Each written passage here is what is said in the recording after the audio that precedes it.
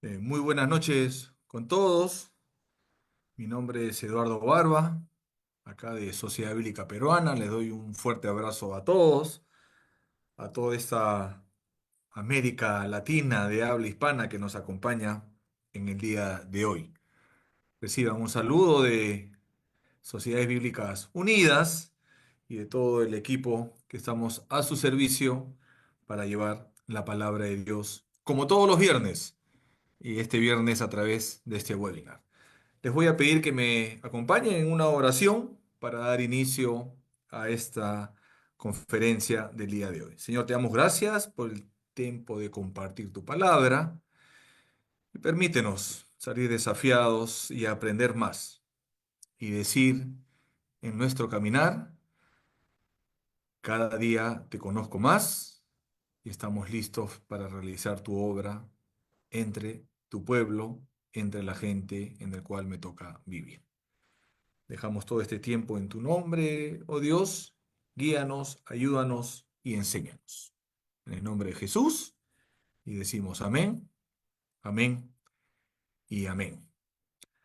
Les saludo una vez más, en el nombre de nuestro Señor y de las sociedades bíblicas. ¿Qué cosa es las sociedades bíblicas unidas? Estamos regados a nivel mundial, en cada país hay una sociedad bíblica, así como en Perú y en muchos lugares del mundo, por no decir casi todos, son casi como 240 países que estamos, y decirles cuáles son las tareas en las cuales estamos inmersos. La primera tarea y la principal es la traducción de la palabra de Dios. Así que si tú tienes la palabra de Dios en tu idioma, dale gracias a Dios. Hay mucha gente en el mundo que todavía no la tiene y ese es el trabajo principal de las sociedades bíblicas unidas, ¿no? Cada país va llevando a sus pueblos, a sus poblaciones, en sus lenguas, esta palabra. La segunda tarea, ¿qué cosa es? Es la publicación, es desarrollar las escrituras, justamente para que se acerque a ti, que este texto bíblico se acerque a ti. Por eso que tenemos Biblias para pastores, de estudios, hombres, mujeres, niños, adolescentes, formato manga, etcétera, etcétera y etcétera. Hacer una publicación que se acerque a la persona. Como tercera tarea, ¿cuál es? La distribución. Es llevarla a los diferentes lugares. Y cada sociedades bíblicas de los países se introduce en la parte de las regiones y entrega esta palabra a cada uno de los ciudadanos. Y la cuarta tarea, que es justamente la que estamos aquí, está asociada al tema de la interacción bíblica, ¿no? Hoy día vamos a tener esa interacción bíblica a través de ¿qué? De este webinar. Así que todo lo que podemos hacer para que las personas interactúen con el texto bíblico es prácticamente nuestra cuarta tarea. Y la estamos desarrollando en el día de hoy para que la palabra sea meditada, se interiorice y lo más importante, sea puesta en práctica en nuestro caminar del día a día y poderla transmitir a las demás personas. Así que ya conocen un poquito más de Sociedades Bíblicas Unidas y hoy día vamos a estar con Abraham, un gran amigo, teólogo, ¿no? Eh, de Sociedad Bíblica de México, compañero, que nos va a dar hoy una exposición, un título bien interesante, y lo vamos a escuchar atentamente en lo que nos tiene para el día de hoy. Esa palabra que a veces dice herejía, ¿no? ¿Y a qué se debe ese término? Así que él, con la sapienza, nos va a poder explicar. Él es bachiller en teología por las Asambleas de Dios en México, ¿no? Es licenciado y tiene una maestría en Sacra Teología por la Facultad Internacional de Ciencias Teológicas. Él es el coordinador académico de la Facultad Internacional de Ciencias Teológicas y lleva ya más de 19 años en el medio editorial cristiano, ¿no? Lleva ya 2 años como representante en México de la Sociedad Bíblica Internacional, lleva ya 7 años en la Sociedad Bíblica de México, desarrollándose como capacitador, expositor y promoción institucional de todo, ¿no? Es casado con Mari García, ya lleva 15 años y tiene dos hijos, ¿no? Génesis Joana de 13 y Gabriel Emanuel de 9. Es el motor ahí de Abraham para el diario vivir y la parte teológica. Así que no quiero hablar más y dejo a Abraham en la exposición en el día de hoy sobre controversias cristológicas, herejías en torno a la persona y divinidad de Jesús. Así que, Abraham, adelante, es tu tiempo. Muchas gracias, mi estimado hermano Eduardo. Un abrazo muy caluroso hasta el Perú. Pues muy buenas tardes, muy buenas noches a ya las poquito menos de 200 personas que están ingresando en el foro. Reciban un muy afectuoso saludo y abrazo a nombre de mi director general, el arquitecto Julio Splinker Martínez, y de todos los compañeros que en las diferentes áreas de las que ya hablaba precisamente Eduardo, formamos parte de la Sociedad Bíblica de México. Quiero también agradecer ahí, desde luego, a la confraternidad, ¿no? En Latinoamérica, las 16, 17 sociedades a las que estamos de alguna manera llegando a través de esta transmisión, y concretamente a la Sociedad Bíblica de Colombia, mi amigo, el profesor Sergio Ramírez, que fue quien en esta ocasión me invitó a hablar de este tema que, debo decirlo, voy a empezar a compartir la presentación para ya entrar propiamente en materia. Eh, Creo que ahí está, ¿verdad? Ya ahí se ve claramente. Un tema que quisiera yo abordar de manera general, es abordar varios siglos de historia y en poco menos de una hora es muy complicado.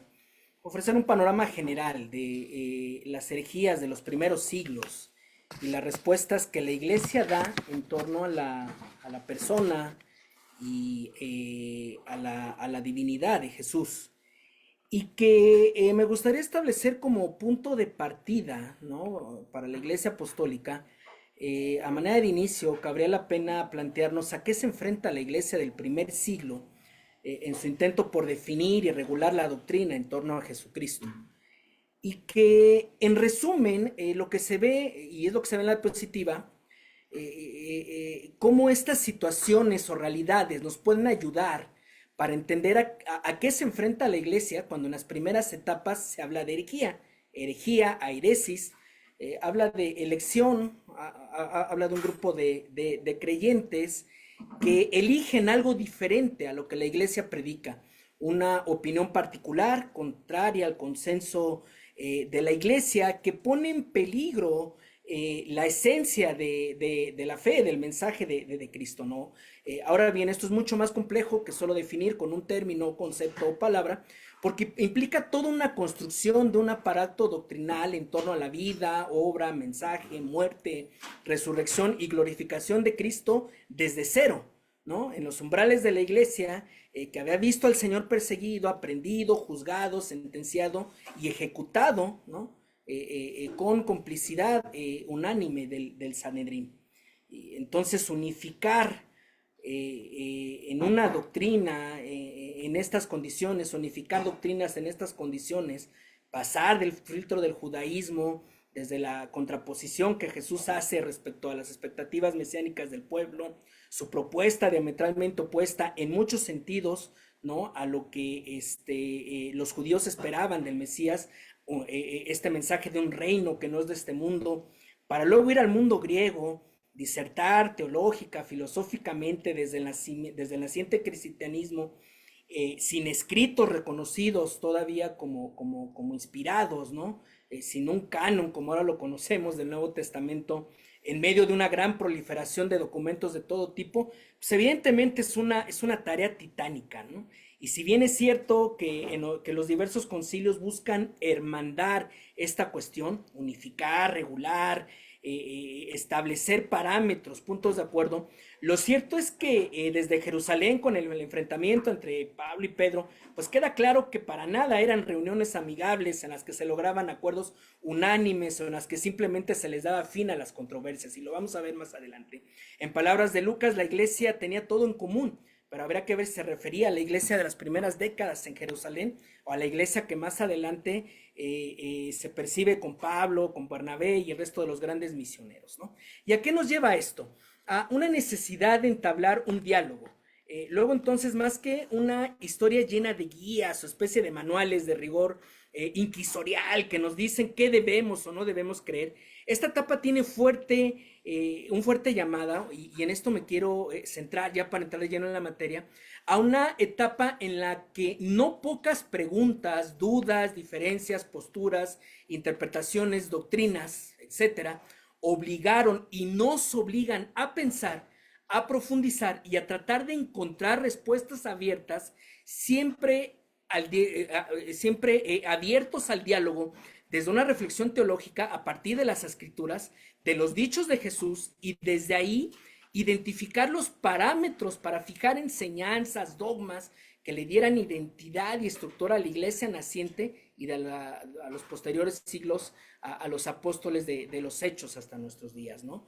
Entonces, aquí nos surgen una serie de preguntas. ¿Cristo era humano, solo Dios? ¿Era Dios o hombre? ¿Los dos o ninguno? ¿Sufre o no sufre en la cruz?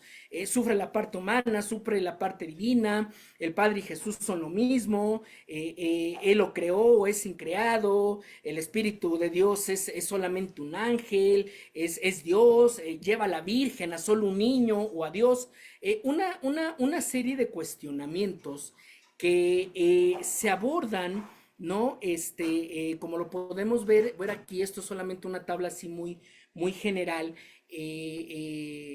de los enfrentamientos, por así decirlo, sobre todo en los primeros 2 siglos, un poquito más adelante en el siglo III y IV, y que dan, al final de cuentas, un panorama de lo que a la iglesia se empieza a enfrentar, ¿no? Hay con Marción en el siglo primero, ya desde el siglo primero, preguntando si Jesús era o no era Dios, si era hombre, si era en cuerpo, si era en apariencia, temas relacionados al gnosticismo, como si la carne es indigna de Dios. Más adelante, a través de las sectas judeocristianas, ¿no? Con esta cristología adopcionista, donde se sostiene que Jesús no fue engendrado por el Padre, sino investido por el Espíritu Santo, donde se habla que Jesús es solo un hombre portador de una gracia excepcional, pero sin atributos divinos, ¿no? Y que surge además en comunidades sumamente apartadas. Más adelante, negando la distinción de las personas de la Trinidad, y todavía más adelante negando la divinidad de Cristo, ¿no? Entonces, en el caso del primer punto, hablar de herejías, ¿no? Muy apenas en el siglo primero, como lo que surge, por ejemplo, con Marción, que además, dicho sea de paso, es el que de alguna manera, queriendo o no, hace ver la necesidad de regular más adelante un canon, ¿no? Entonces notemos ahí la gravedad e influencia de sus dichos, ¿no? Quien, influenciado directamente por algunos gnósticos, básicamente dice que la encarnación de Cristo es una sola apariencia, y luego entonces no es Dios y hombre, no tiene un cuerpo verdadero, sino solo apariencia, y en consecuencia no padece en todo. Es indigno que Dios sufra en la cruz, impensable desde la ley judía por sus influencias gnósticas, ¿no? Porque para ellos el cuerpo es malo, es corrompible, es indigno, y de ahí se desprende que Jesús pues entonces no pudo tener un cuerpo real, ¿no? Después el tema del levionismo, para ellos la divinidad de Cristo se resume a una mera adopción de Dios, ¿no? Enfatizando su descendencia davídica, rechazando las obras paulinas, reconociendo únicamente al Evangelio de Mateo, las observancias de la ley, y un llamado a la pobreza o a la negación de bienes, ¿no? Perdón, para ellos no hay negación, no hay nacimiento virginal, la justificación es por guardar la ley y por medio de ella, y por medio del ejemplo de Jesús, llegando incluso a ser una especie de Cristos, ¿no? siguiendo su ejemplo y enfatizando además su origen judío como de alta relevancia para la salvación, ¿no? La cual no es alcanzable fuera de esta secta. Luego entonces su cristología es baja, ¿no? Con un Mesías ebionita, afirman que afirman que Jesús es el Mesías, pero niegan su preexistencia y enfatizan un adopcionismo por parte de Dios a un hombre común y corriente, a Jesús, ¿no?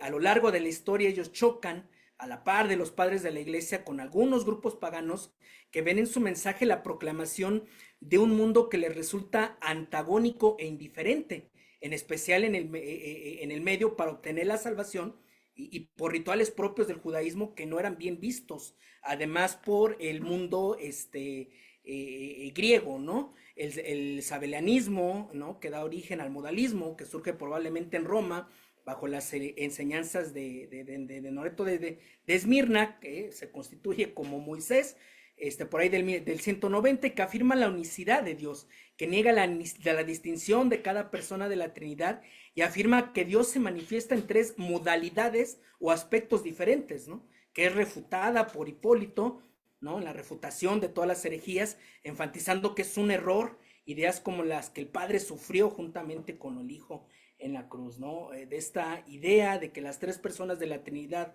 son solo manifestaciones o modalidades de Dios, ¿no? Se da el origen a lo que más adelante se le llama como el patripacianismo, ¿no? Que enfatizaba o relegaba según sus criterios algunos aspectos de la Trinidad, y al monarquianismo, ¿no? Negando el dogma de la Trinidad, sosteniendo que realmente es el Dios Padre quien viene a la tierra, quien sufre en la cruz con apariencia del Hijo, ¿no? El monarquianismo que sostiene que Jesús no era Dios, sino que en su bautismo fue empoderado por Dios para hacer los milagros, y desde el modalismo que sostiene que Jesús era Dios, pero solo por el hecho de que Jesús era una de esas manifestaciones y no propiamente una persona con voluntad, ¿no? Entonces, según esto, Jesús no tiene una existencia personal, aparte de su existencia, ¿no? Padre, Hijo y Espíritu Santo son solo conceptos, y en consecuencia la unidad de Dios no apunta a una distinción de personas de la Trinidad, ¿no? Y de aquí surge el unicitarismo moderno, que todavía tiene muchas raíces, ¿no? En el cristianismo, en algunas ramas del cristianismo que todavía prevalece, ¿no? El caso del arrianismo, ¿no? Y aquí sí me voy a salir un poquito del periodo, irme unos siglos adelante, porque se trata de una corriente sumamente importante y en muchas formas vinculante con las anteriores, de lo que hoy voy a hablar con mucho más detalle más adelante, y en la que nuevamente nos encontramos con la negación de la divinidad de Cristo, ¿no? El cual se entiende como adoptivo de Dios, no es consustancial, perdón, al Padre, y el Espíritu Santo en consecuencia pues está subordinado a él, dado que es su creación, es un ser creado, ¿no? ¿Qué es lo que ellos sostienen? Y deliberadamente me brinqué en esta cuadra, en este cuadro, perdón, lo que se le ha denominado las herejías gnósticas, ¿no? ¿Qué es lo que lleva a la iglesia, en términos generales, a caer en este tipo de excesos? ¿Qué corrientes, personajes, factores, en términos generales, ponen en riesgo el sano desarrollo doctrinal de los primeros siglos?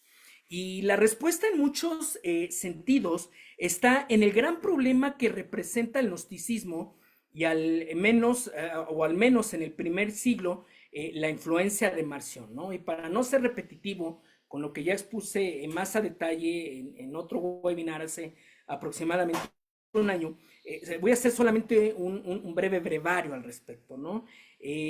Los gnósticos creían que solo un grupo privilegiado podía alcanzar la salvación a través del conocimiento de secretos. Para ellos el conocimiento es fundamental, así sea solo conceptual, versus las enseñanzas de Cristo, que son, por así decirlo, prácticas y movidas a la acción, muchas veces en favor del prójimo, ¿no?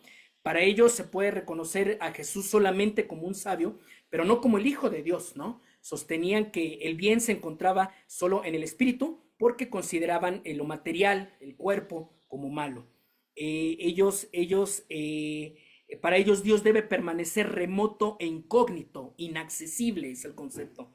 En la divinidad, dicen, hay una oscuridad sustancial que desarrolla la tragedia divina, a la cual pertenece, una parte de la materia, y por otra los elementos espirituales negativos contra el mal, el pecado, la ignorancia. Y fíjense nada más que grave es esto, ¿no? Ellos dicen, estos elementos en el mundo son elementos divinos, dicen ellos, que muestran que Dios erró, que falló en la creación, dando origen al mundo inteligible, el real, y a otro sensible o aparente, ambos provenientes de dos principios que para ellos son básicos, perdón, el ingénito o monada divina, es decir, el padre y el engendrado, o la diada, la madre de los seres engendrados, que es emisión, es decir, que emerge del padre, pero porque éste amaba y no quiso vivir en soledad. Fíjense nada más el nivel de herejías que estamos aquí documentando y que es importante tener presente porque es a lo que más adelante se enfrentan los padres de la iglesia y los concilios, ¿no?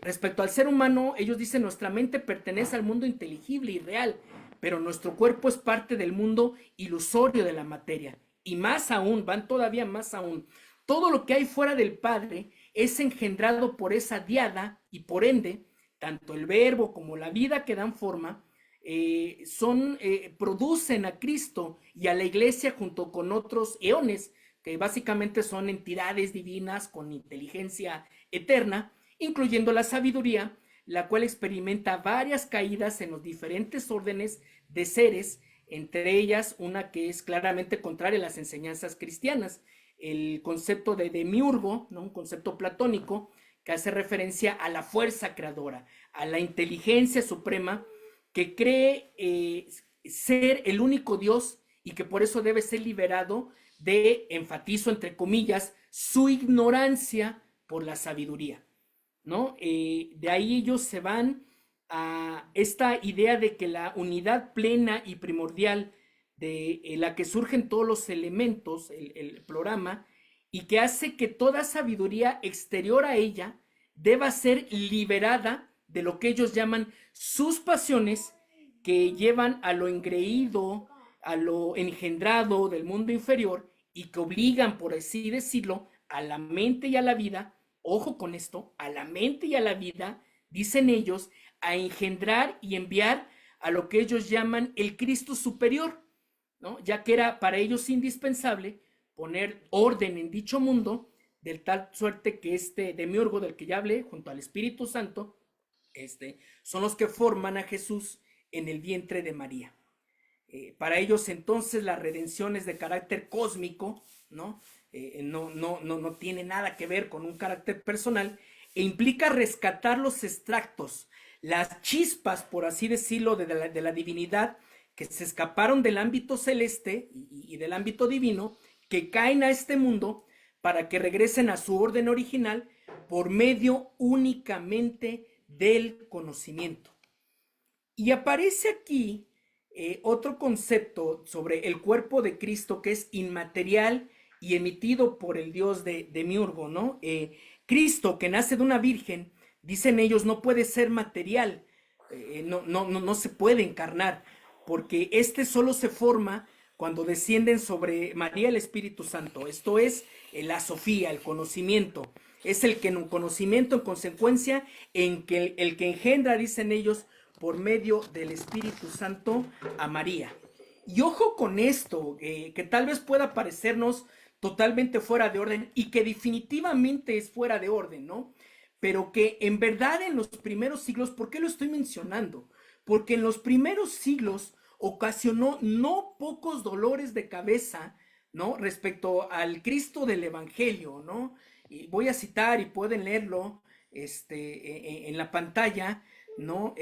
Algunos enseñan que el demiurgo, este dios gnóstico poseedor de la fuerza creadora y de la sabiduría, emitió un hijo propio, que es un cuerpo psíquico, lo que se ve en el punto anterior, que es quien había hablado por medio de los profetas y que es quien pasó a través de María, ¿no? Así como pasa el agua por una manguera, por un canal, por un desagüe, ¿no? Y que en consecuencia no tiene su naturaleza humana.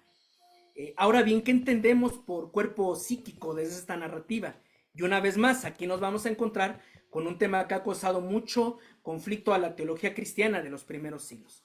Para el gnosticismo, el cuerpo psíquico implica el proceso de autoconocimiento que lleva a cada persona a conocer su parte divina, la cual puede y es mayor que la fe, como ha sido explicada y expresada, perdón, y explicada, y que antecede a lo intuitivo y a lo misterioso, ¿no? Esto a mí me suena a tipo una nueva revelación, porque el Espíritu de Dios me reveló algo que está más allá de lo que hoy se entiende por fe, ¿no? En otras palabras, pero al final de cuentas, estas relecturas de a mí Dios me habló, a mí Dios me dijo, a mí el Espíritu Santo me hizo entender fuera de los estándares de la fe, determinada revelación por medio de la sabiduría. Vean cómo todavía puede llegar a influenciar, ¿no? Además, dicen ellos en el bautismo, es donde desciende sobre el Salvador en forma corpórea de paloma, ¿no? El cual fue emitido, dice estas ideas, por los demás eones, por los demás dioses gnósticos, ¿no? Esta cuestión, como veremos más adelante, ocupa buena parte de los escritos de los llamados padres heresiólogos, ¿no? Los que se dedicaron a responder a estas cuestiones a partir del siglo II, y que dicho sea de paso, a la par que cuestionaban las enseñanzas, cuestionaban a la persona, ¿no? Al portador de la enseñanza, un hábito no siempre bueno, no siempre malo, que también pues prevalece hasta nuestros tiempos, ¿no? Entonces se me fue este punto, perdón, el cuerpo psíquico como proceso de autoconocimiento para descubrir la parte divina del hombre. Continuamos. Entonces, la primera respuesta, creo yo, fundamental, que viene desde Ireneo de León, y justo aquí aparece la primera respuesta trascendental. No es la única, pero sí creo que es la de más alta relevancia en el periodo inmediato después de los escritos neotestamentarios, ¿no? Por medio de Ireneo de León, entre el 140, por ahí el 202, obispo, discípulo de Policarpo, que a su vez había sido discípulo directo del apóstol Juan, y que en primera instancia, aún antes de comenzar o juntamente con su disertación hacia lo teológico y lo filosófico, Ireneo enseña que la única posible solución a las herejías es mantenerse firmes en la profesión de la fe en Cristo, que proviene de la predicación apostólica según la tradición de la iglesia. La iglesia, Joaquín, no olvidemos, del siglo II, por supuesto, cuyos elementos esenciales descansan en el argumento de la resurrección de la carne como un motivo soteriológico, es decir, esta rama de la teología sistemática que diserta sobre las doctrinas referente a la salvación, ¿no? Desde esta postura, desde la postura de Ireneo, toda reflexión sobre Cristo apunta a la salvación. La salvación del hombre en Cristo, según la economía del Padre, el accionar de Dios a través de su pueblo, es todo el término de la obra iniciada desde la creación y que llega a su cumbre en el misterio pascual, ¿no? En la obra integral de Cristo, participando en nuestra carne. Ojo con esto, en nuestra carne, de tal forma que se da fuerza a la afirmación de creo en la resurrección de la carne, porque esto es parte del misterio de Cristo como centro de toda confesión cristiana. Y aquí hay una clave muy importante para la teología cristiana y que tiene que ver con los alcances de la salvación.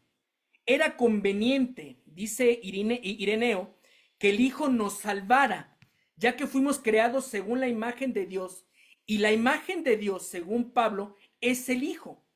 Y dado que las Escrituras no nos dicen que solo el alma del hombre fue creada conforme a esa imagen, sino el hombre mismo, el hombre completo, es decir, cuerpo y alma, es indispensable que Cristo salvara y reconstruyera, metafóricamente por supuesto, esa semejanza integral de todo hombre, la verdadera carne de Cristo. Luego entonces, la encarnación de Cristo tiene un sentido salvífico, de tal suerte que Dios se encarna para que podamos ser partícipes de su incorruptibilidad. Y aquí aparece una fórmula muy concreta. El Hijo de Dios se hizo hombre para que los hijos nos hiciésemos hijos de Dios.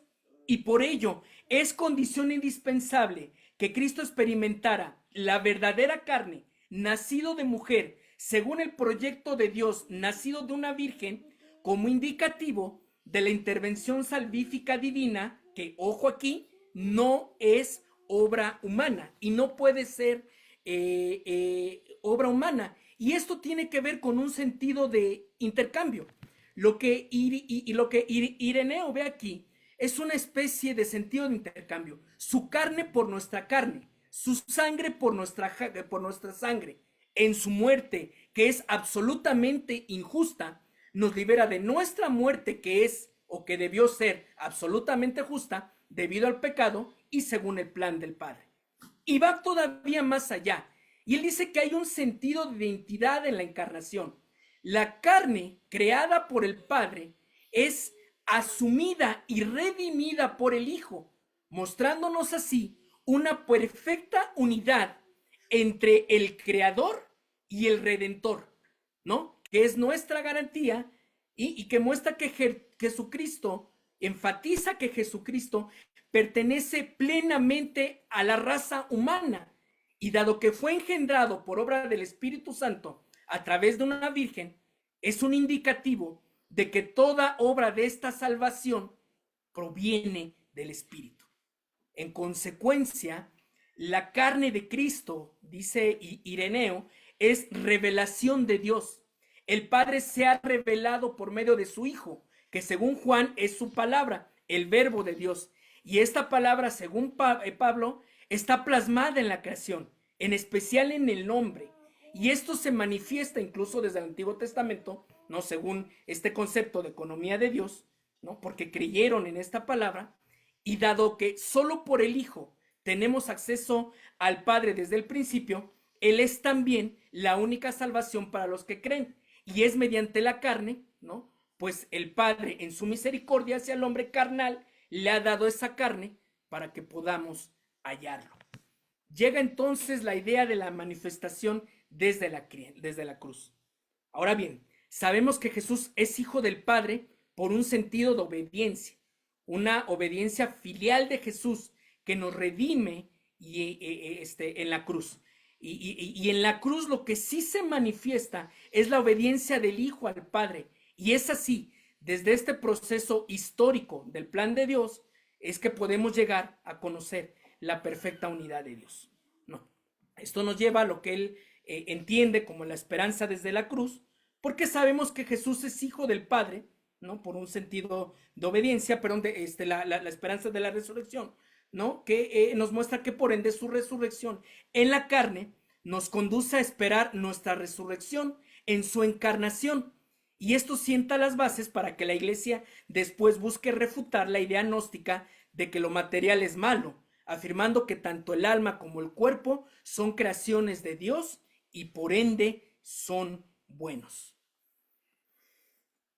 Y ya de ahí nos brincamos propiamente, ¿no? Por los próximos siglos nos encontramos con una serie de reuniones eclesiales, los concilios, que surgen posterior al cese de los concilios ecuménicos, perdón, que surgen inmediatamente después del cese de las persecuciones de la iglesia de los primeros siglos, ya cuando Constantino llega al imperio, y que son antecedidos por una serie de preconcilios o prenicenos, que son regionales, iniciando por supuesto con el de Jerusalén, algunos en Roma, algunos en España, en Francia, por ahí entre el 49 y 50 y hasta el 340 más o menos, todos ellos con la finalidad de frenar las herejías, algunas de las que ya mencionamos, ¿no?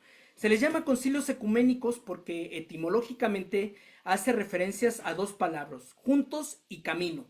Entonces, básicamente hablamos de asambleas de corte religioso, ¿no? Que son ecuménicos porque convocan en este intento de caminar juntos por un mismo camino doctrinal, ¿no? A las diferentes iglesias que convergen en el imperio, ¿no? Y que en consecuencia tienen implicaciones por esta representación en todas las iglesias de ese entonces, ¿no? Del imperio, que buscan unir a Oriente con Occidente, ¿no? En el caso de los primeros cuatro, tratando de frenar la expansión de herejías heréticas y divisiones internas. Hablo del de Nicea, condenando a Arrio, el de Constantinopla contra Macedonio, el de Éfeso contra el nestorianismo y el de Calcedonia contra el monofisismo, ¿no? A partir del quinto y hasta el séptimo se busca, y aquí están en la pantalla, se busca la unidad entre Roma y Constantinopla, con Alejandría, con Antioquía y con Jerusalén. Me voy a ocupar por cuestiones de tiempo y de tema solamente en los primeros cuatro, ¿no? Que son previos a la reforma y que tienen mucho que ver con lo que hasta ahorita he estado mencionando. Nos encontramos con el primero, ¿no? El concilio de Nicea. Ahí en la pantalla pueden ver de manera general lo que ahí sucede, ¿no? Y que hay que mencionar un poquito de previo. Gracias a la influencia de Constantino, la iglesia ya no está en un periodo de constante persecución. Ahora además es la iglesia imperial. Y esto da pie a una reunión ecuménica en la que participan entre 250 y 300 personas, encabezadas por el entonces obispo de Alejandría, y que esto obviamente le da fuerza y relevancia, ¿no? E injerencia en las iglesias que ahora tienen de su lado al emperador, con todo lo que esto implica en el mundo romano, ¿no? En este contexto, el obispo español Ocio de Córdoba convoca con el aval del emperador a este concilio, que es celebrado en Nicea, porque Nicea es relevante en Asia, cercano a la zona del poder imperial, ¿no?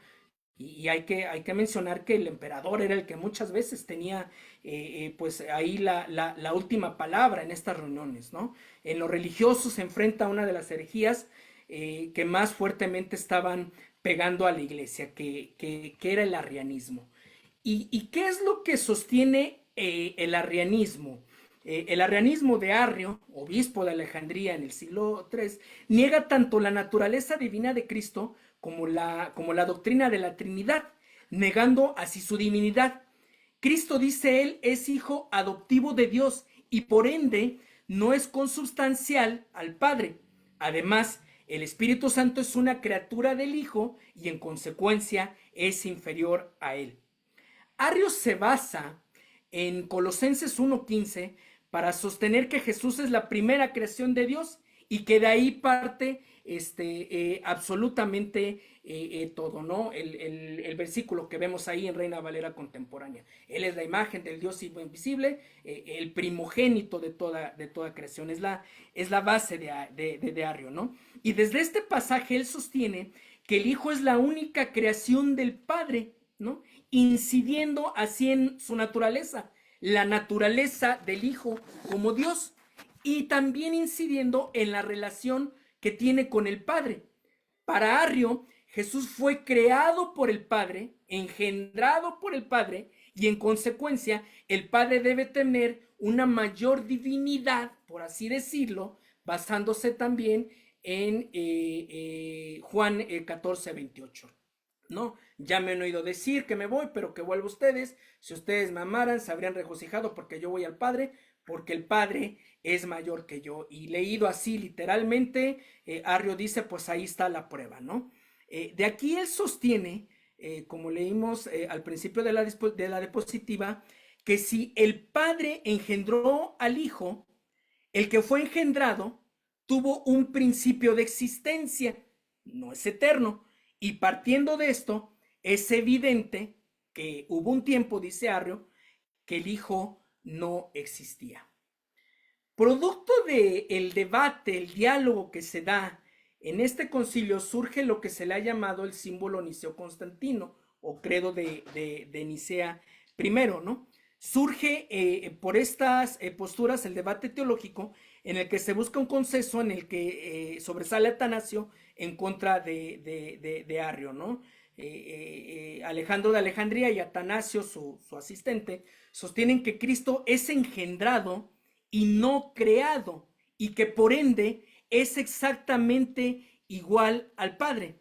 Ellos entienden que desde la doctrina de la unidad de Dios no es sostenible el arrianismo y que desde la narrativa de los evangelios realmente no es posible sostener una posición de jerarquía superior del Padre hacia el Hijo. Para el concilio hay una derivación eterna del Padre, ya que era, es coeterno e igualmente divino. Y lo que Atanasio dice es: el Jesús que me ha redimido, lo estoy parafraseando, no puede ser, conforme a las escrituras, menos que Dios. Él empieza a citar, o se citan en respuesta a esta cuestión, pasajes como Juan 1:1, ¿no? En el principio era el verbo, y el verbo era con Dios, y el verbo era Dios. Pasajes como Juan 10:30, donde Jesús afirma que Él y el Padre son uno, ¿no? Y la conclusión a la que llegan, y es precisamente lo que estamos viendo en la pantalla, es lo que se denomina el símbolo niceo-constantino, ¿no? Una declaración de corte doctrinal, de corte dogmático, y en la que es importante mencionar que cuando el concilio habla del Hijo unigénito, lo hace en un sentido que apunta a la misma naturaleza del Padre.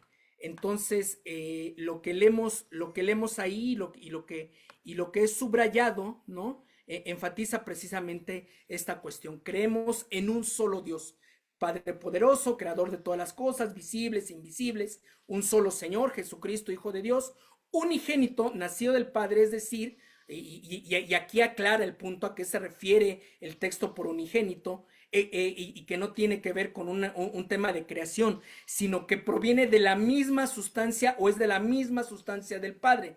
Dios de luz, Dios de Dios, perdón, luz de luz, Dios verdadero, Dios verdadero de Dios verdadero, engendrado mas no creado, de la misma naturaleza del Padre, por quien todo fue hecho, lo que hay en el cielo, en la tierra, que por nosotros y por los hombres y por nuestra salvación, respuestas al gnosticismo, baja, se encarna, se hace hombre, padece de manera literal, resucita de manera literal al tercer día, sube a los cielos de manera literal, desde donde vendrá a juzgar a vivos, a muertos, y en el Espíritu Santo, todos los cuestionamientos, ¿no? De tal forma que a los que dicen hubo un tiempo en que no existió y antes de ser engendrado no existió y fue hecho de la nada o de otra hipóstasis, ¿no? De otra persona, de otra realidad, de otra naturaleza, pretendiendo que el Hijo de Dios es creado y sujeto de cambio y alteración, a estos se les aparta, se las atemiza de la Iglesia Católica, y por Iglesia Católica evidentemente hay que entender la Iglesia Universal. Todavía aquí no figuraba la Reforma como tal, ¿no? De ahí nos vamos al Concilio de Constantinopla, 380-381. En buena medida surge precisamente ante esta penetración del arrianismo, ya en siglos posteriores, a la par de una corriente herética, ¿no? Cortesía de Macedonio, que negaba ahora la divinidad del Espíritu Santo. Este concilio es convocado por el emperador Teodoso I, al que se le llama el Grande, influenciado otra vez por Antioquía, el obispo de Antioquía, Melesio, ¿no? Y el emperador que acababa de llegar al poder se encuentra con una serie de conflictos de corte político-religioso, y decide, que además pues obviamente amenazaban al imperio, amenazaban su mandato, y decide frenar este problema que está dividiendo a Oriente de Occidente, a través de este concilio, ¿no? A partir de esta convocatoria, el catolicismo ya se vuelve religión imperial, ¿no? Prácticamente obligatoria. El emperador debe ser seguidor de Niceno, ¿no? Y evidentemente alinearse las ideas de la iglesia de Constantinopla y de Oriente, ¿no? Occidente y África no entran ahí por los problemas que tenían precisamente con el emperador, ¿no? Luego entonces no es un concilio tan ecuménico como el anterior, además de que tanto el arrianismo como el macedonianismo, perdón, habían surgido precisamente en Occidente, y no hay también por ello representación, además de que Macedonio pues ya estaba muerto. ¿Qué sostiene el macedonianismo? Perdón. Él es un patriarca, ¿no? De Constantinopla, que surge al interior de la más alta jerarquía eclesial, y esto es importante, era gente de influencia en toda la estructura eclesial, como producto de la influencia siria, ¿no? Y hay que decirlo una vez más de Arrio, con el que encuentra algunos puntos de acuerdo. Y lo que él enseña es lo que se le ha llamado el subordinacionismo, perdón, o monarquismo. Para el arrianismo hay una escala jerárquica de la Trinidad, la encabeza por el Padre, en segundo nivel el Hijo y en un tercer nivel el Espíritu Santo.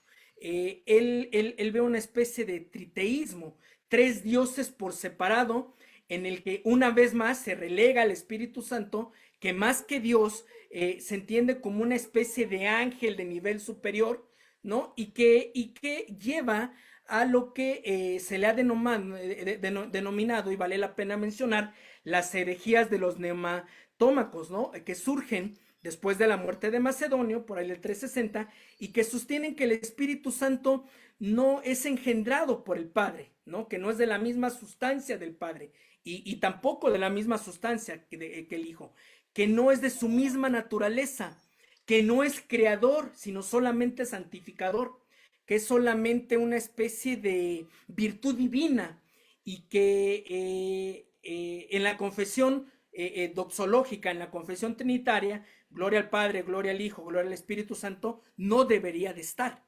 Para ellos, el Espíritu Santo no debe ser ni mencionado en la doxología, ni alabado, ¿no? Y ese es un tema que a lo mejor todavía muchas veces indirectamente preserva, es el que muchas Espíritu Santo al que muchas veces menos se le menciona, ¿no? Por ahí oí hay alguien decir, se le pide mucho, pero no muchas veces no se le da esta glorificación, esta alabanza como Dios, ¿no? En consecuencia, no tiene una personalidad divina, dice Macedonio, ¿no? Ni es consustancial, perdón, con el Padre, ni con el Hijo, y queda relegado junto a la experiencia que emana solamente de una comunión con Él, pero no como Dios, sino como algo que sentir, algo que experimentar, y eso pues sigue prevaleciendo, debo decirlo muchas veces, hasta nuestros tiempos, ¿no? ¿Cómo se responde a Macedonio? Atanasio y los padres apostólicos lo hacen, y aquí conviene salirnos un poquito, para referir la respuesta que viene en buena medida de Atanasio, ¿no? Y de los que se llaman los padres capadocios, Basilio el Grande, Gregorio de Niza, y Dídimo de Alejandría, ¿no? Que defienden la divinidad y la consustancialidad con el Padre, es decir, son de la misma sustancia, de la naturaleza y de la misma esencia del otro. Otra vez, la misma sustancia, la misma naturaleza y la misma esencia, cada una de las tres personas de la Trinidad. En términos generales, se pueden citar pasajes como Mateo 12, ¿no? 31, 32, la blasfemia contra el Espíritu Santo, la gran comisión de Mateo 28, ¿no? Donde según la tradición Jesús menciona al Espíritu en la forma bautismal, en la fórmula, perdón, bautismal, de Lucas 4, ¿no? Del 1 al 14, en la tentación, cuando Jesús es conducido por el Espíritu al desierto, ¿no? Y que además en su regreso, en ese mismo pasaje lo hace en el poder del Espíritu, ¿no? Y ya en el caso de la iglesia, pues hay que decirlo, no son pocos los pasajes, en todos, absolutamente todos los 12 autores del Nuevo Testamento, los neotestamentarios, que hacen referencia a la obra soberana del Espíritu en la iglesia y en el creyente. Derivado de este diálogo, surge algunos ajustes al credo que leíamos hace un momento, dando pie a lo que se conoce como el credo niceno constantinopolitano, ¿no? Y que a manera de regla de fe produce que los debates en estos concilios se le hagan algunas modificaciones y sea al credo niceno, que a partir de entonces toma este nombre, ¿no? Y que el agregado, que es subrayado, ¿no? Al final, el que indica por nosotros los hombres, por nuestra salvación, bajó del cielo y se encarnó por obra del Espíritu Santo, y aquí aparece además ya la Virgen María, es precisamente una respuesta tanto al macedonianismo como para enfatizar de nuevo la posición de María en la encarnación literal de Cristo. Y más que la posición de María, enfatizar la necesidad de que Cristo verdaderamente se encarnara y verdaderamente se hiciera hombre, por supuesto, a través de María. Entonces, unos problemitas aquí con mi mouse. Ahí estoy ya, ¿no? Entonces, lo que está subrayado prácticamente es lo mismo. Leo lo que está subrayado.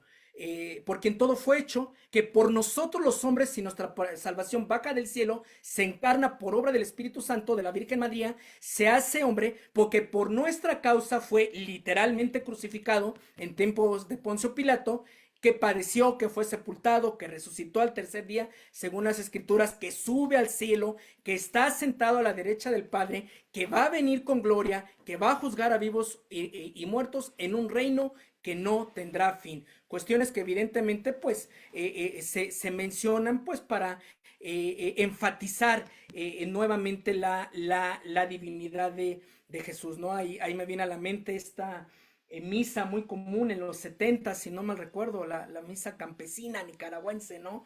Por ahí una canción que hasta ganó un Noti, el Creo en Voz, ¿no? Que habla precisamente, y digo, hay que escucharla con cuidado, ¿no? Pero que bueno, cita mucho de este credo, ¿no?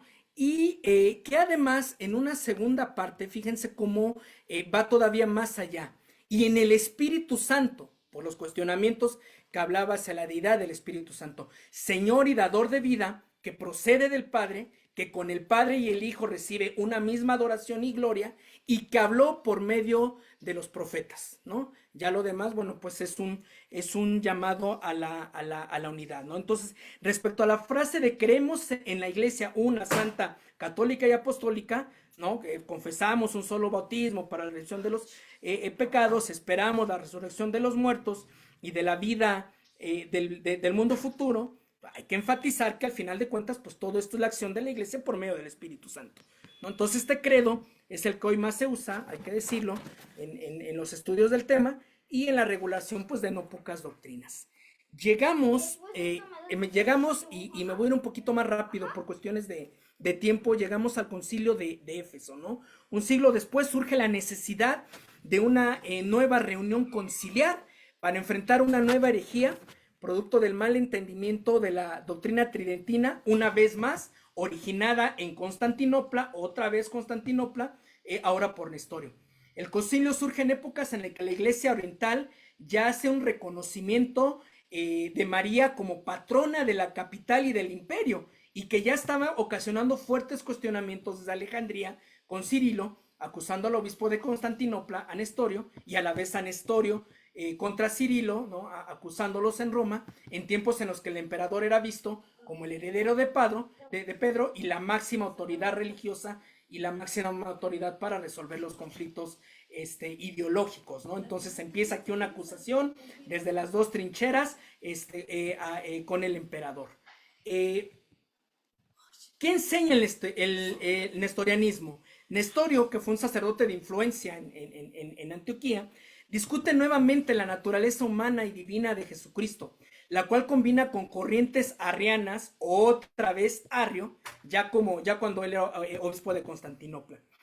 Del nestorianismo se desprenden dos problemas. Uno que tiene que ver con el cuestionamiento de si Jesús es de naturaleza humana o divina y la cuestión de la Virgen María.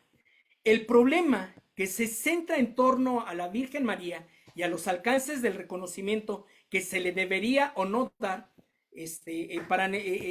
radica en que para Nestorio María es la madre de Cristo, pero enfatizando únicamente el lado humano, relegando por completo el aspecto divino. ¿Y cuál es el problema con esto? Que para la iglesia de estos siglos, esto los lleva a inevitablemente entender que se deben dividir las dos naturalezas de Cristo. Al no aceptar que en María se gesta el verbo de Dios y que consecuencia se puede y debe separar las dos naturalezas de Jesús, ¿no? Que según la revelación escritural son inseparables, ¿no? Surge este conflicto. Y aquí conviene aclarar que por naturaleza nos referimos a lo que hace a una cosa a una persona ser lo que es. En el caso de Jesús, hijo de hombre, pero también hijo de Dios, ¿no? Entonces, esto es importante.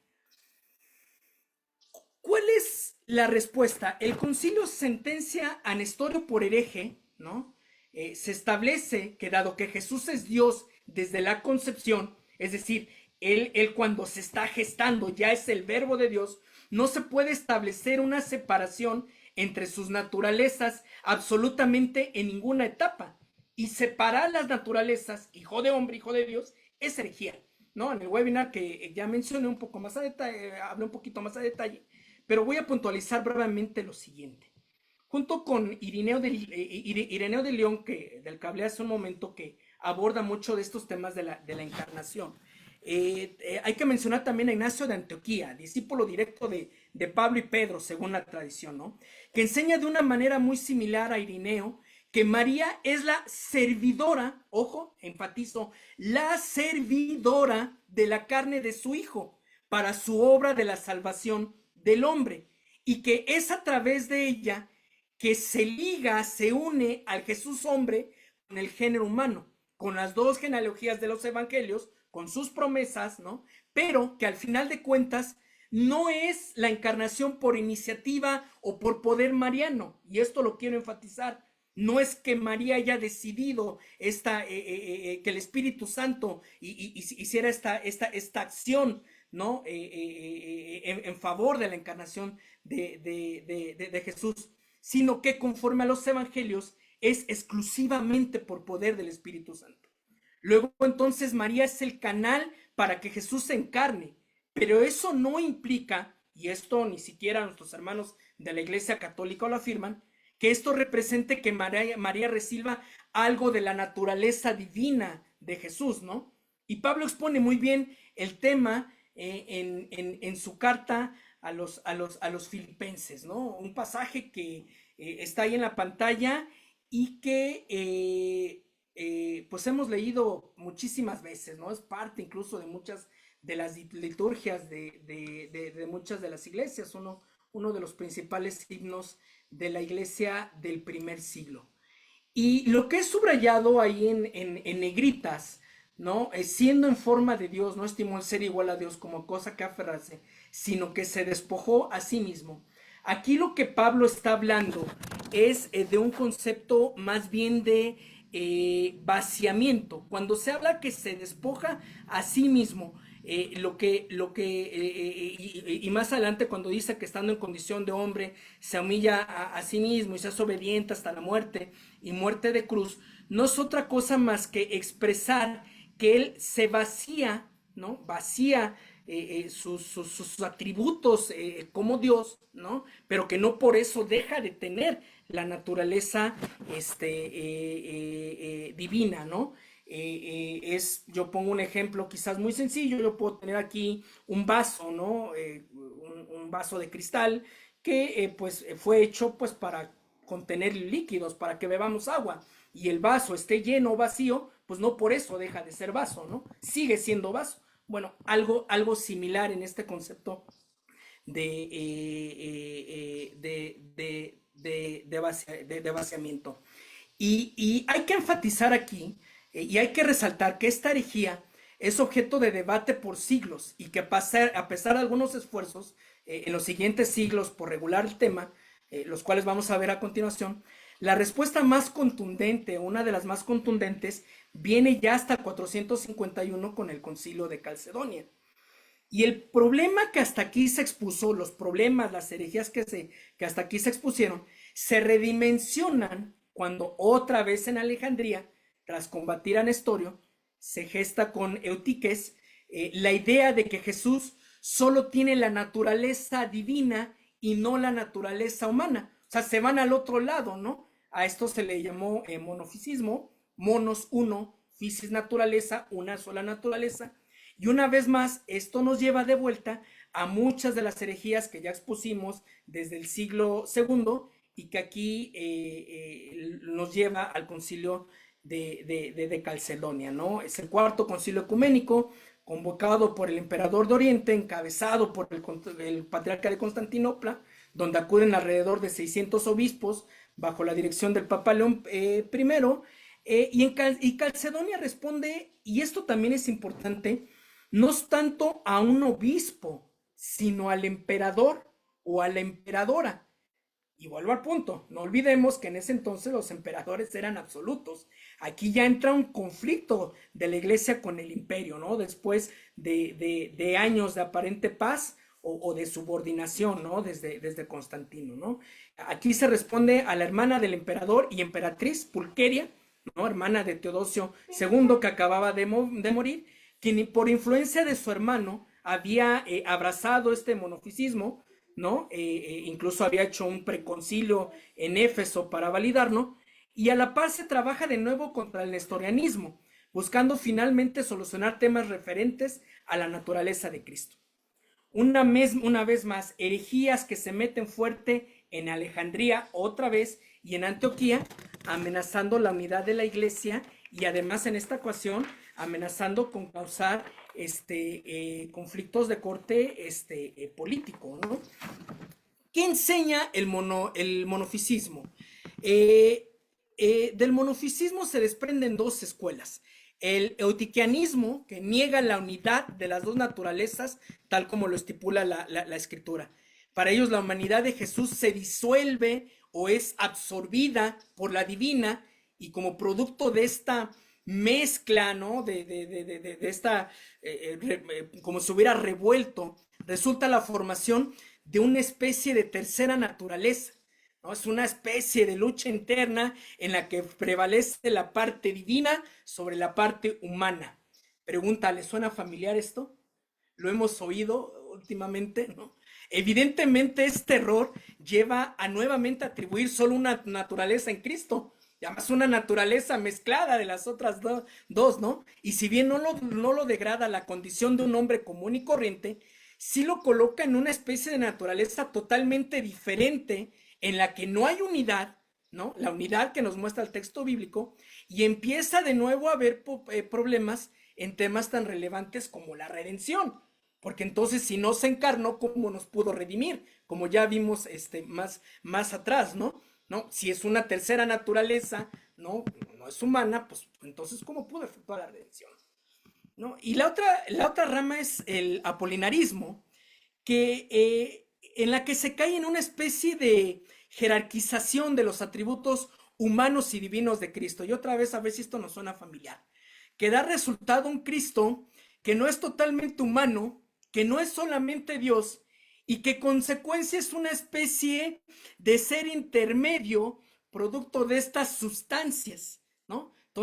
Entonces se le despoja de alma racional, no tiene la capacidad de pecar, porque predomina en él su posición como Dios, como verbo de Dios, y en consecuencia, dado que es solamente el verbo el que pueda salvarnos, es decir, solamente la parte divina, dicen ellos, ¿no? No la parte humana, despojando así por completo la doctrina fundamental de la salvación desde la encarnación.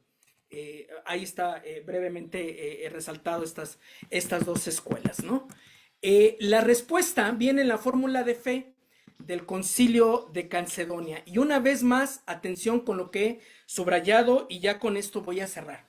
Todos una voz enseñamos que ha de confesarse, ojo, a uno solo y el mismo Hijo, nuestro Señor Jesucristo, el mismo perfecto en la divinidad y el mismo perfecto en la unidad, Dios verdaderamente, y él mismo verdaderamente hombre de alma racional, ¿no? Contrario a esta racionalidad de la que hablaban, y de cuerpo consustancial, de la misma sustancia, con el Padre en cuanto a su divinidad, y el mismo consustancial con nosotros en cuanto a nuestra humanidad, semejante a todo en nosotros, menos en el pecado, basándose en Hebreos 4:15.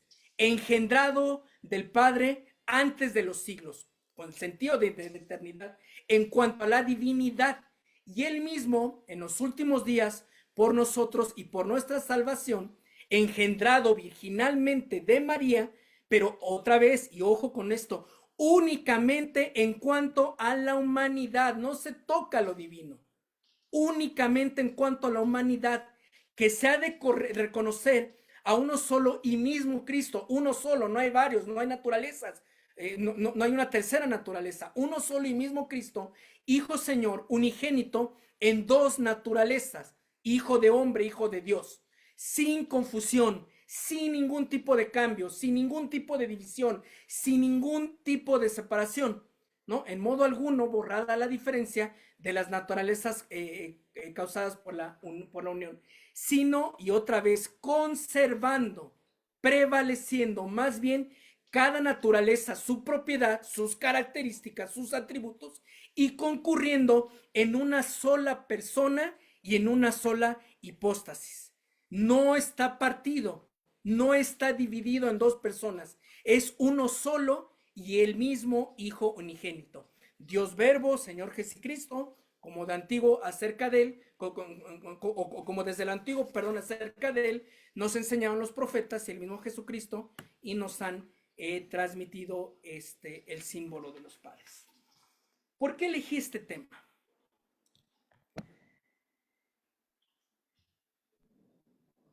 Es evidente que muchas de estas ideas, directa o indirectamente, mayor o menor grado, pues muchas veces siguen visitando a muchas, no digo a todas, a muchas de las iglesias. Y lo que aquí hemos visto, creo yo que lo podemos resumir perfectamente, lo podemos sintetizar como esta peregrinaje de fe, este recorrido de fe de una iglesia que busca sentar bases, que busca cerrar filas, que hacer prevalecer el mensaje de las escrituras, el mensaje de los evangelios, que busca una unidad racional, que busca un diálogo constante con las escrituras desde la experiencia, que busca un diálogo constante con el dogma, un entendimiento pleno del dogma, que busca la practicidad, el valor experimental de las enseñanzas, ¿no? Que se niega a ceder terreno respecto a ideologías paralelas, respecto a otras influencias que en algún momento en específico amenazaron la sana doctrina.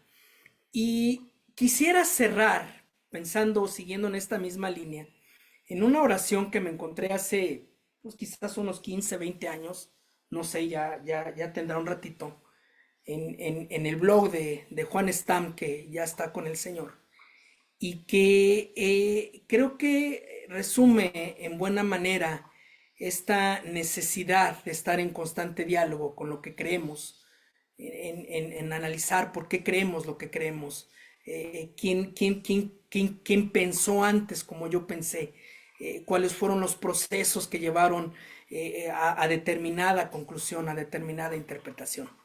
Y en esta oración se dice entonces de la cobardía que no se atreve a enfrentar nuevas verdades, de la pereza que se pueda conformar solo con medias verdades, o de la arrogancia que cree que conoce toda la verdad. Buen Señor, líbranos. Muchas gracias, que el Señor les bendiga. Muchas gracias, Abraham. Así que mientras que vas tomando oxígeno, acá ya tengo las preguntas. Sí, ¿verdad que has hecho un mini curso de patrística de casi 5 o 6 siglos? ¿Ok? Así que le pido a Ronald, antes de entrar a las preguntas, que nos muestre el tema del texto comparado, mientras que nos vamos relajando. A ver, lo que tenemos a la izquierda, ¿qué cosa es? Nuestra Biblia favorita, esa que hasta el día de hoy sigo leyendo, ¿no? Y hay un texto ahí de Josué 3:5, ¿no? Y Josué dijo al pueblo: santificaos, porque el Señor hará mañana maravillas entre vosotros. Pero ¿cómo es el lenguaje de hoy?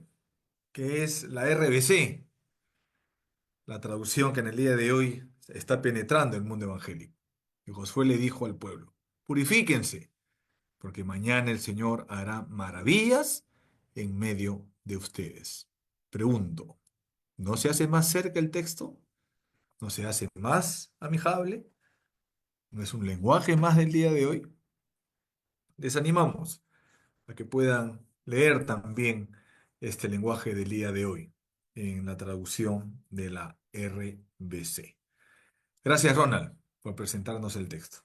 A ver, Abraham, vamos, vamos por partes, ¿no? Porque el tema es largo y tendido, y verdad, te he ido siguiendo y acá tengo las preguntas y voy a tratar de lanzarlas para que se puedan entender y a la vez poder haber comprender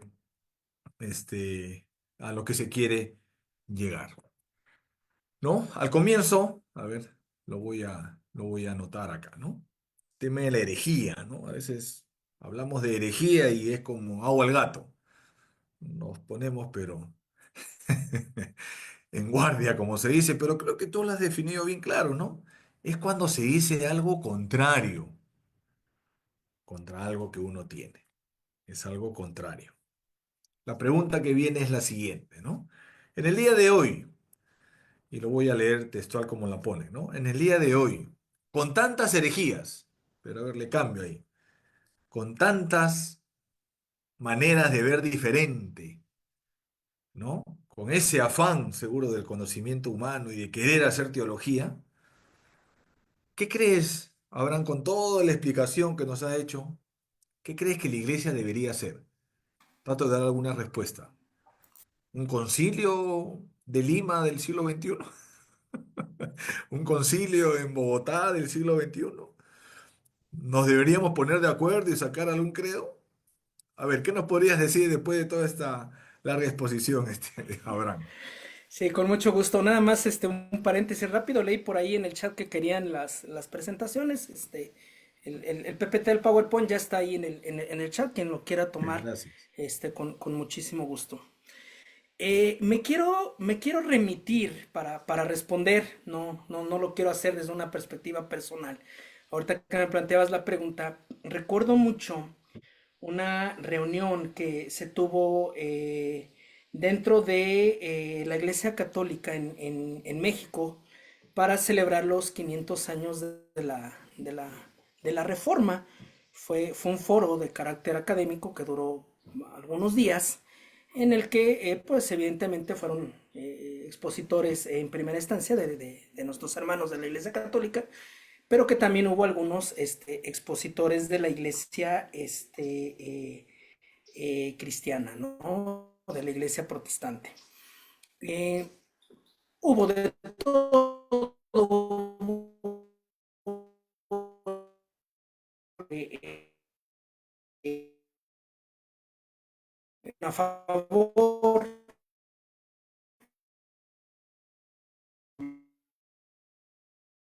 de lo contrario, similitudes en los puntos de acuerdo más que en las diferencias. Esto fue en la Pontificia de México, la Universidad Pontificia. Eh, un diálogo donde hay representantes de ambas iglesias.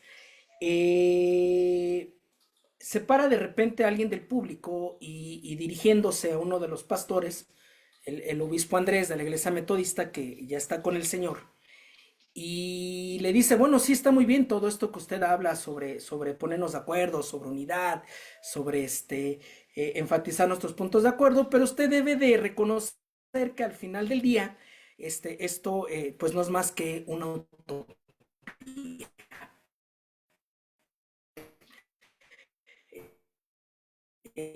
La respuesta que él dice, sí, tiene usted razón, es una utopía, pero número uno, no olvidemos que la historia de la iglesia está llena de utopías. Y número dos, dice, no olvidemos que Cristo viene por una iglesia única, no por una iglesia unificada. 2000 años eh, eh, eh, nos demuestran que eso no va a ser posible, ¿no? No nos vamos a terminar de poner de acuerdo en tantos temas. Pero Cristo no viene por eso. Cristo viene por una iglesia única, ¿no? Por lo que se puede, ¿no? Por lo que, perdón, por un solo cuerpo, ¿no? ¿Y por qué cito esta, esta anécdota.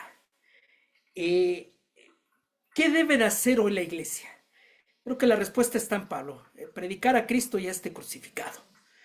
Y yo creo que en la diversidad de opiniones, en la diversidad de puntos de vista, sin caer en lo errático, eh, se puede llevar mejor la labor carismática, la labor evangelizadora.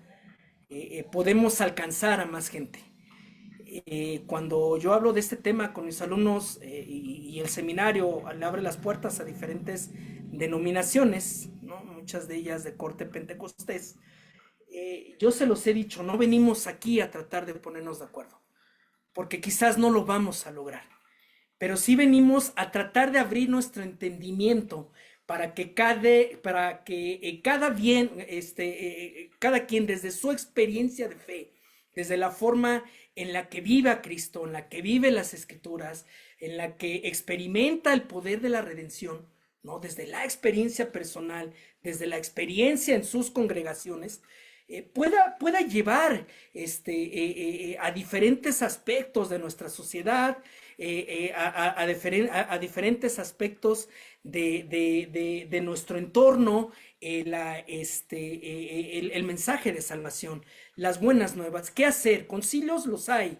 reuniones las hay, foros para debatir los hay, buenas instituciones donde hacer teología, donde estudiar desde la historia, desde la filosofía, desde la Biblia, las hay y son importantes y hay que abrazarlas y hay que impulsarlas. Intenciones, buenas intenciones de diálogo siempre va a haber y todo eso fortalece, pero creo que también a la par no debemos de olvidar que muchas veces en la diversidad también el Señor se glorifica, ¿no? También el Señor se exalta y también se cumple la labor del querigma, ¿no? Ok, Abraham. Ahí terminando con esa palabra clave, ¿no? En la diversidad, este Dios en el cual creemos está y habita. Y cuando lo dijiste, me vino a la mente el pasaje de la Torre de Babel. No sé si lo recuerdan. Este Dios que desciende, que confunde y habita. Y ahí creo que viene el desafío, ¿no? Lo que nos preguntan ahora, Abraham, es, Marcion es el primero que nos mete en problemas, ¿verdad? Nos hace mover esto, la materia gris, y comienza a cuestionar. Salen los defensores, mira, ¿sabes qué? Nos vamos a poner de acuerdo, vamos a dictar algunas normas y se hace un concilio. Se dicta, y bien claro, ahí tú lo has resaltado. Hay esta problemática y se comienza a resaltar. Pero pasa el tiempo y nuevamente vienen las mismas preguntas o vienen otras, ¿no? Y sale otro defensor y sale otro concilio y reafirmamos, ¿no? Ahí nuevamente tú lo has subrayado, ¿no? Mira, creemos esto. Y bien claro lo dices, ¿no? Se coloca esto en el credo porque hay este problema. Y vemos que es un ciclo repetitivo. Y la pregunta que nos hacen es más bien ver esta acción desde la naturaleza humana y hacer el esfuerzo de ponernos de acuerdo, o solamente defender una vereda solo por la fe y no entra nada más y defiendo mi credo o mi dominación o mi grupo, o más bien hago el esfuerzo, creo que a través del espíritu, de buscar esa unidad. ¿Qué piensas? ¿Van a haber más concilios? ¿Tú crees que deberían haber más concilios? ¿Propondrías un nuevo concilio, Abraham? ¿Qué piensas? Lo decía hace un momento, ¿no? Creo que dentro de las diferentes denominaciones siguen de alguna u otra manera habiendo concilios y sigue habiendo muchos foros, ¿no? Muchos cultos, incluso unidos, donde desde diferentes confesiones de fe se convergen, ¿no? Enfatizando la necesidad de permanecer en la esencia de la unidad a la que Cristo nos llamó. Yo sí soy un convencido de que no podemos solo, y lo digo con todo respeto, no solo podemos creer por creer. No solamente podemos decir yo creo en esto, yo interpreto en esto, sin antes verdaderamente hacer todo un análisis, ¿no? Lo que decía hace un momento, de por qué creemos en lo que creemos, por qué creemos como creemos, por qué interpretamos como interpretamos. Hay verdades de fe, yo estoy convencido en ello, hay verdades de fe que no se pueden cuestionar por su naturaleza, ¿no? Que nos dan identidad como cuerpo de Cristo. No podemos entrar en el debate a ver si determinado dogma es falso o si es verídico o no es verídico. Pero lo que sí podemos hacer es cuestionar cómo interactuamos con estas verdades de fe. Es cuestionar cómo las interpretamos, cómo las vivimos, cómo las exponemos, cómo las enseñamos, cómo las compartimos desde nuestras experiencias comunitarias y desde nuestras experiencias personales, ¿no? Otra vez, ¿por qué yo hoy creo lo que creo? ¿Qué me hizo llegar a estas conclusiones? ¿Por qué llegué a estas conclusiones? ¿Cómo llegué a estas conclusiones? ¿Quién en la historia de la iglesia pensó como yo? ¿Por qué pensó como yo? ¿Quién fue la contraparte? ¿Por qué los otros opinaron de otra manera? ¿No? O sea, todo este proceso que al final de cuentas, lejos de velar nuestro conocimiento, lejos de velar nuestra fe, al contrario, nos abre las puertas pues para una fe también de corte racional, ¿no? De corte vivencial, una fe bien argumentada, una fe que, en palabras de Pedro, al final del día puede dar testimonio a todo el que demande una razón, un argumento de nuestra esperanza. Bueno, Abraham, te agradecemos por contestar las preguntas. Acá tengo un par más, pero ya no las puedo hacer. Queremos respetar la hora y media de los webinars y solamente termino con esta reflexión que tú lo acabas de decir, ¿no? Y lo leo porque lo tomaste de Stam, ¿no? De la arrogancia que cree que conoce toda la verdad, buen Señor, líbranos. Creo que nos animas a pensar lo que tenemos acá y muy probable que puedo ser muy marciano, muy arriano, muy tal, ¿no? Creo que por ahí. Lo que yo creo, ¿de dónde viene? Ahí viene el desafío. Gracias, Abraham, por compartirnos parte de la patrística y cómo esto se ha ido construyendo y se sigue construyendo hasta el día de hoy, el tema de Jesús.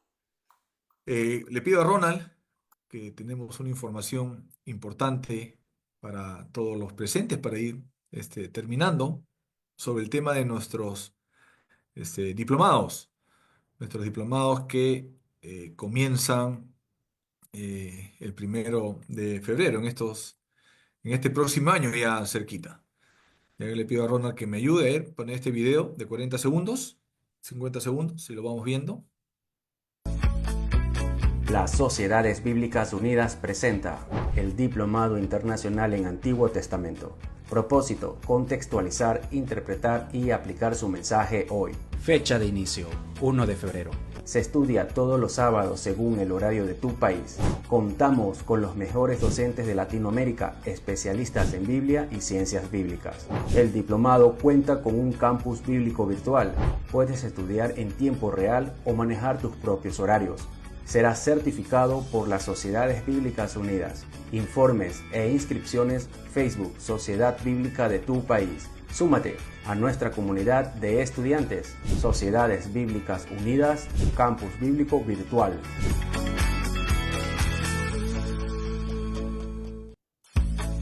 Y como que bien dice la publicidad, súmase para poder aprender un poco más de este texto que lo llevamos en el día a día y hay que aprenderlo para ponerlo en práctica, ¿no? 1 de febrero, pónganse en contacto para irse matriculando y también estamos dictando de manera paralela el diplomado de educación cristiana, ¿no? Un diplomado muy importante cuando uno es maestro, cuando uno enseña, cuando uno lleva la palabra a gente que está iniciándose en este caminar. Y así como lo ha hecho Abraham, ¿no? Él ha salido el espíritu del profesor, ¿no? Ahí cuando dice con mis alumnos igual. Entonces, ahí en este diplomado también puedes aprender. En el Antiguo Testamento, ni qué hablar. Poder conocer todo el contexto, de en qué momento se escriben y por qué se escriben, ¿no? Eso también es importante, ahora hay que preguntarse eso, ¿no? ¿Por qué se escribe esto? ¿Qué es lo que está pasando? Ok, vamos terminando ya y tomen atención de los ganadores del día de hoy. A las personas que voy a mencionar su nombre, se acercan a la sociedad bíblica local y le vamos a dar un recurso en reconocimiento a que el día de hoy nos ha acompañado. Así que presten atención. Para Perú, Felipe Chambergo. Para Ecuador, Rosario Onofre. Para Guatemala, Isabel González. Para Colombia, Orlando Parcenas. Bolivia, Silvio Cervantes. México, Dani Montejo. Y República Dominicana, Jenny Patricia Legua. Así que a los que he mencionado se acercan a su sociedad bíblica local y se le va a dar un presente bíblico, un reconocimiento por la participación del día de hoy. Y le pido a Ronald que nos muestre la publicidad de lo que vamos a tocar el siguiente viernes. Advenimiento, tiempo de profecía y de esperanza, ¿no? Con el pastor Daniel Oliva, él es de Ecuador, el director de Ecuador, y ya ambientándonos un poquito en este espíritu de fechas navideñas. Así que tome nota, ahí están los horarios según los países, los que ya son personas frecuentes que nos acompañan, ya tienen el horario y puedan acompañarnos en esta reunión del próximo viernes. Así que termino con una oración y muy agradecidos por este tiempo. Señor, te damos gracias porque este tiempo ha sido grato, saludable y de aprendizaje. Y ayúdanos a poder entender cómo esta vida va avanzando, cómo las ideas van presentándose y cómo vamos presentando a este Jesús conforme a lo que tú nos muestras en tu palabra. Gracias por este tiempo, gracias por las personas que nos acompañaron el día de hoy y acompáñanos en el resto del día. En nombre de Jesús, amén.